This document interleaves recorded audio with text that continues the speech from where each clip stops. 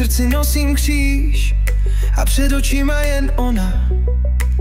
Znal jsem jí dobře, spolu jsme měli ležet v hrobě. Vidím ji u mě, ale nevždy. Věřím, že zemřu nevinný. Tak jen Otče, odpusť mi za mé hříchy a ty přešlapy, které se mnou táhly. Celý život jsme pointu ztráceli, tak vrať se prosím a odpusť mi za hříchy.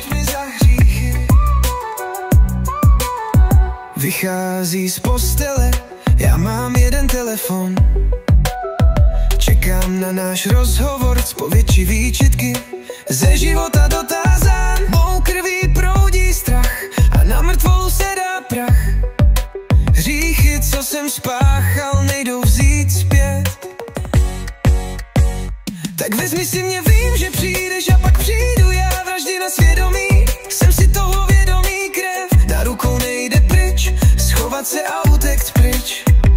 Meč a kříž v rukou bratrů, světlo hasne v očích svědců. Ve jménu Otce, ve jménu vraždy, hřích nás všechny rovněž srazí. Tak jen odpusť mi za mé hříchy a ty přešlapy, které se mnou táhly. Celý život jsme pointu ztráceli, tak vrať se prosím a odpusť mi za hříchy. Odpusť mi za